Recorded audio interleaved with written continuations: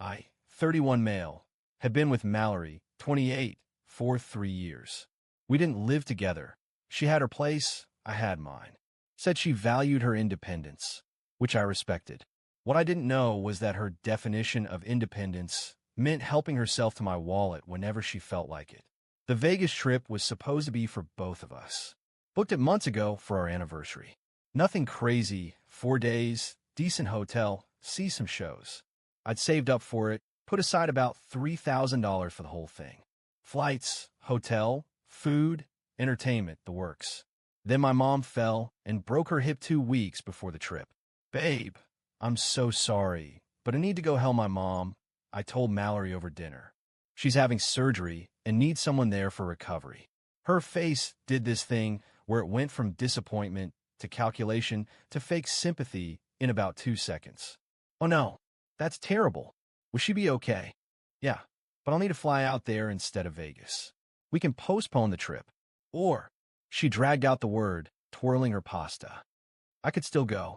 Take my friend Brittany instead. The room's already paid for. Seems wasteful not to use it. Something felt off about how quickly she pivoted, but my mind was on my mom. I guess that makes sense. The hotel's non-refundable anyway. You're the best. She practically bounced in her seat. I'll be super careful with money. Maybe just give me one of your cards for emergencies? That should have been my first clue. Mallory made decent money as a dental hygienist. Why would she need my card? But again, worried about mom, not thinking straight. Sure, just for emergencies, though. I gave her my Visa, the one with a $5,000 limit. Like an idiot. The day she left, I was already at my mom's place. Got a text as her plane took off. Mallory, boarding now. Don't worry about anything. Just focus on your mom. Love you. Sweet, right? Mom's surgery went well. I spent the first day at the hospital, making sure she was comfortable talking to doctors. That night, exhausted, I finally checked my credit card app. $1,200 already charged. My heart sank. In one day, I checked the charges. Nobu Restaurant, $340. Some nightclub, $280. Hotel spa, $400. Random retail charges, $180. I texted her, hey, saw some big charges on the card. Everything okay? She replied hours later. OMG, babe, prices here are insane. But don't worry, Brittany's paying me back for half of everything. Narrator, Brittany was not paying her back for anything. I tried calling. No answer. Texted again. Please be careful with spending. That card is for emergencies. Her response? A selfie from a pool party with the caption, having the time of my life without you. Face blowing kiss. That text. That specific text. Something snapped. I looked at the charges again. Bottle service. Designer sunglasses. A purse from some boutique. My emergency card was funding her shopping spree while I was spoon-feeding my mom hospital jello. I called the credit card company. I'd like to report my card as stolen. I'm sorry to hear that, sir. When did you notice it was missing? This morning. I'm traveling for a family emergency and just realized it's gone. No problem. We'll cancel it immediately and send a replacement to your address on file. Any charges from today forward will be reversed. Thank you. Was it technically true? No. Was I beyond caring? Absolutely. Update 1. Took about 18 hours for the fireworks to start. I was helping mom with physical therapy exercises when my phone exploded. 23 missed calls. 40+ texts. The highlights. WTF, my card isn't working. Brett, this isn't funny. I'm at a restaurant. They think I'm trying to scam them. Call me right now. This is humiliating. Brittany had to pay, and she's pissed. Why aren't you answering? Your card got declined at the club. Security is being mean to me. I know you're seeing these. I replied once. Same here. Then I muted her conversations and went back to helping mom. The calls started coming from other numbers. Brittany, mostly. I let them all go to voicemail. My favorite was Brittany screeching about how I was ruining their girl's trip and how dare I financially abuse Mallory. Financial abuse. That's what they call me canceling my own credit card. By day 3, the text had evolved. Mallory had figured out what happened. You reported the card stolen? Are you insane? I have expenses. The hotel is expecting tips. How am I supposed to get food? This is so controlling and abusive. I'm stuck here with no money. Couple things about that last one. 1. She had her own credit cards. 2. She had a debit card. 3. She had a job that paid decent money. 4. She chose to blow her cash the first day, assuming she had mine as backup. But sure, she was stuck. Then came the email. Oh, the email. I'll summarize because it was about 2,000 words of pure entitlement. How dare I strand her in a strange city, Vegas, where millions of tourists somehow survive daily. I was controlling and manipulative for protecting my own finances. She was reconsidering our entire relationship. Promises, promises. I was probably enjoying this. I mean, a little. Her friends all think I'm abusive now. Translation. She needs someone to blame. She had to borrow money from Brittany, and it was humiliating good. I better be prepared to pay Brittany back immediately. LOL, no. The best part was the detailed list of everything she planned to buy with my card. Matching designer bags for her and Brittany, $3,400. A helicopter tour of the Grand Canyon, $600 per person. VIP concert tickets to some DJ, $500 each. Investment pieces from high-end stores, undefined but probably thousands. She actually thought I'd feel bad about ruining her shopping plans. With NY money, while my mom was learning to walk again. I forwarded the email to my best friend with one comment. Note how she never once asks about my mom. Update 2. She came back a day early. Guess Vegas isn't as fun when you can't spend someone else's money. I was still at my mom's when she started bombing my phone again. This time, she was back home and wanted to talk like adults. Her text. I'm back. We need to discuss what happened. I'll come by your place at 7. Me. I'm still with my mom. She needs me here. Are you serious right now? We have a relationship emergency, and you're prioritizing your mother? That text told me everything I needed to know about our future. Yes, I'm prioritizing my mother who just had major surgery over your Vegas tantrum. Don't go to my place. You're no longer welcome there. Tantrum? You stole from me. Explain how I stole from you by canceling my own credit card. I had plans with that money. Your plans. Your wants. My money. See the problem? Couples share things, Brett. That's what adults do. Adults ask before taking.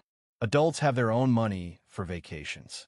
Adults don't blow $1,200 in one day on someone else's card. It's Vegas. Everything's expensive. You knew that when you said I could go. I said you could use the room. I gave you the card for emergencies. Bottle service isn't an emergency. You're being financially abusive. I'm done with this conversation. We're over. Mail me my spare key. She went nuclear. Call my mom's house phone. My mom's house phone. When Mom answered, Mallory tried to explain how I was being cruel and unusual to her. My 68-year-old mother, hopped up on pain meds, told her, Sweetheart, any woman who takes advantage of a man while he's caring for his injured mother is no woman at all. Please don't call here again. Then she hung up and asked me to make her some tea. Savage. Update 3. Mallory didn't take the breakup well. Over the next 2 weeks, while I was still helping Mom recover, she pulled every trick in the book. First, she tried the guilt route. Sent me pictures of bills she claimed she couldn't pay because she'd spent all her money in Vegas expecting to use mine. Electric bill, car payment, rent. I hope you're happy. I'm going to be evicted because of you. I didn't respond, but I did some math. She made about $65,000 a year. Her rent was $1,200. If 3 days in Vegas broke her that badly, that was her problem. Then she tried the sympathy route. Claimed she was having panic attacks about her finances. Sent me links to articles about financial anxiety and stress. Said I'd traumatized her relationship with money. Still didn't respond. Then came the threats. She was going to sue me for the money she'd spent expecting to be reimbursed by my card. Her exact words. My lawyer says what you did constitutes fraud. That one made me laugh. I actually responded, please have your lawyer contact mine. Then I sent her my buddy's info. He's a lawyer who found the whole situation hilarious and said he'd love to see her try. Never heard from any lawyer. But the best part? The absolute peak entitlement? She showed up at my work. I just gotten back from 2 weeks of family leave. First day back, trying to catch up on everything, and reception calls. Brett, there's a Mallory here to see you. Says it's urgent. I went to the lobby, and there she was. Full makeup, dressed to kill, holding a box. "We need to talk," she said, loud enough for everyone to hear. "This is my workplace. Please leave. Not until you hear me out. I have your things." She held up the box. "And you have some mine I need back." I looked in the box. Some old t-shirts, a phone charger, maybe $20 worth of stuff total.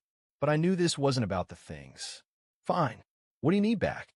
"The Roomba I bought you for Christmas." "You mean the Roomba you bought with a gift card my mom gave you specifically to buy me a gift?" Her face went red. "Also the air fryer. That was a housewarming gift.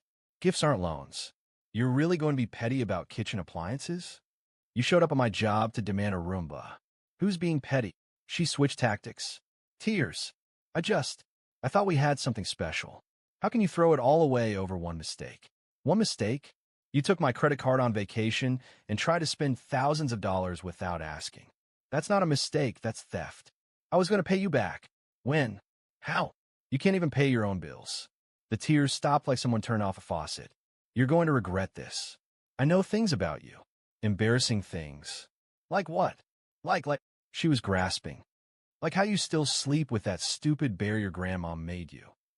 Security had been watching this whole time. I just nodded to them. "Ma'am, I'm going to have to ask you to leave," the guard said. As they escorted her out, she yelled, "This isn't over, Brett. You owe me." It was, in fact, over. Final update. It's been 3 months since Vegas. Mallory made a few more attempts to get money from me, each more desperate than the last. She created a detailed spreadsheet of everything she'd ever bought during our relationship and sent me an invoice. $3,847. Included things like gas to drive to your place and birthday dinner I paid for emotional labor. I framed it. It's hanging in my home office as a reminder to trust my gut. She tried going through mutual friends, telling them I'd left her destitute. Most of them knew better, but a few tried to guilt me into helping her out. Those friendships didn't survive my explanation of what really happened. The best part? About a month after everything went down, Brittany reached out. Turns out, Mallory never paid her back for covering those Vegas expenses. Almost $2,000 worth. Brittany wanted to know if I'd cover it since it was my card that got declined. "Brittany, let me get this straight. You went to Vegas with my girlfriend, watched her spend my money like water, enabled the whole thing, and now you want me to pay you back because my card got rightfully declined. Well, when you put it like that, have you considered taking it up with the person who actually owes you money?" She says she's broke. Then you learn an expensive lesson about who to trust with money. She called me an asshole and hung up. Fair enough. Mallory's last attempt was just 2 weeks ago. She sent me a Venmo request for $50 with a note for the emotional labor of teaching you how to be in a relationship. I declined it with a note for the financial education of teaching you credit cards have owners. She blocked me after that. Finally, looking back, the red flags were everywhere. The way she always forgot, her wallet, how she'd order the most expensive thing on the menu whenever I was paying, the designer purse she bought herself for me for her birthday using my Amazon account. Mom's doing great now, by the way. Full recovery, walking without assistance. She loves telling the story of how she told off my ex while high on pain meds. Says it was the best medicine she got. As for me, I'm good. Dating isn't on my radar right now, but when it is, I'll be a lot smarter about it. Separate finances until marriage. Clear boundaries. And if someone ever says they need my credit card for emergencies on a girl's trip, that's going to be a hard pass. Oh, and I did eventually get a new Roomba. Bought myself, with my own credit card, that nobody else has access to.